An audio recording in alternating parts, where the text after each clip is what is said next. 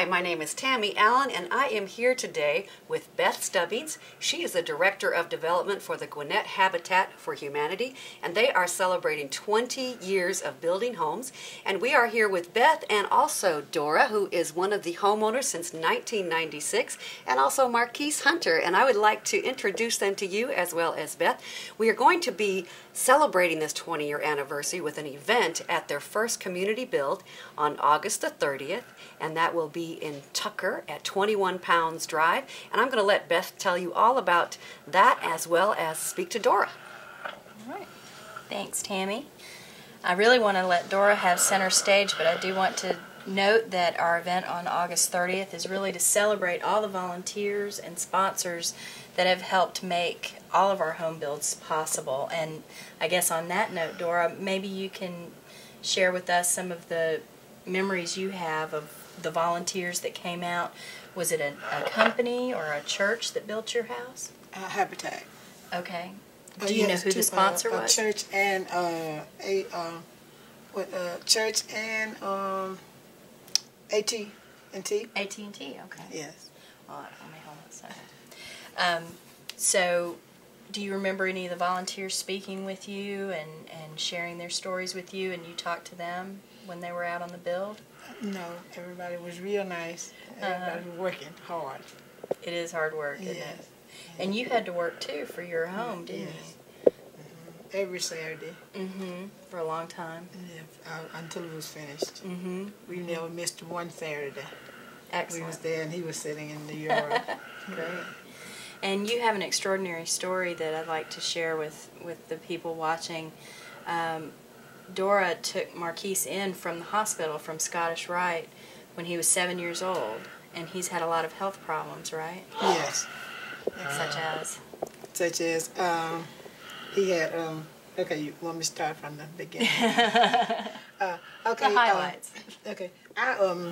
I went to the hospital praying for my boss's grandson. He was in ICU, and I went to pray for him. And as I was going to pray for him, I stopped at the elevator, and I seen this lady, and she was sitting there, which is my best friend now.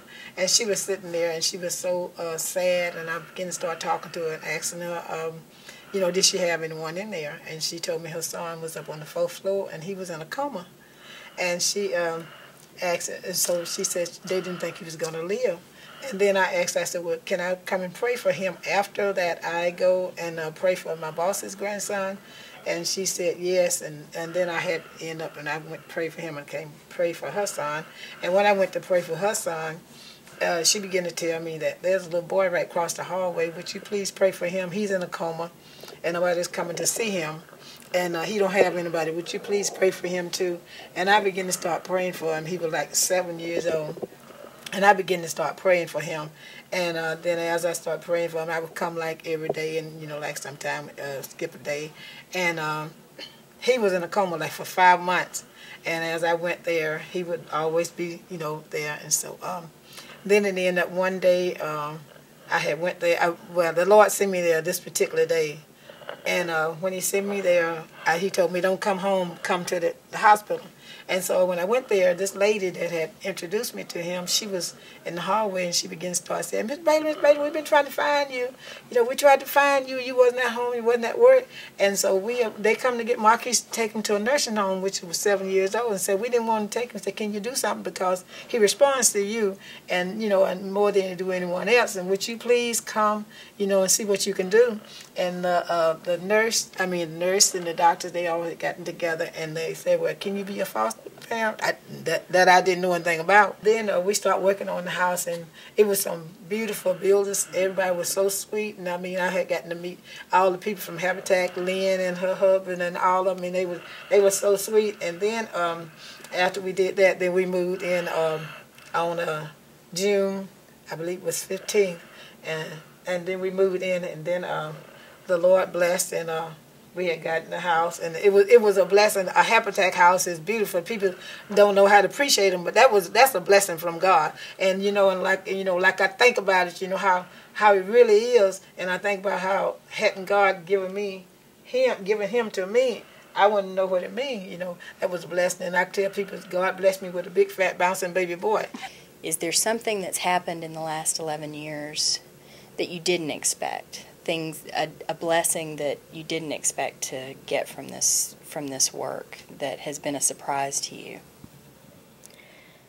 Ooh, there's probably several, but I think the biggest blessing is just being able to work with so many different types of people, and how wonderful it is that no matter what backgrounds they come from, when they get on the build site, it's like everything goes away and they're all one. They have one purpose. So it's very awesome.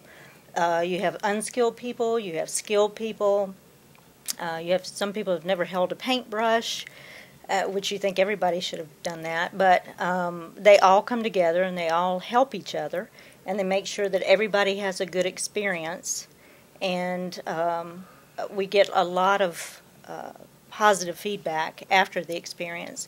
Why did you choose to give your time and energy to Habitat? I think for me, the sense of and philosophy of empowerment that Habitat incorporates in its program.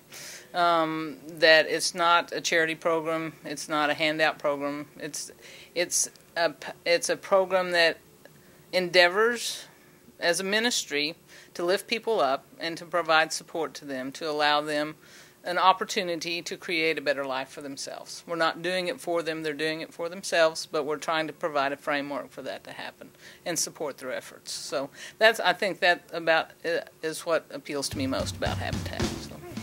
And on August 30th, you can hear more stories like Dora's and Marquis's, and have some fun with your kids, and have some Chick-fil-A and some smoothies, and listen to some great music. And how do they find out about it? What is your website? www.habitatgwinnett.org. August 30th from 2 to p.m. 8 o'clock. to 8 p.m. Amen. Thank you so much. We'll see you there.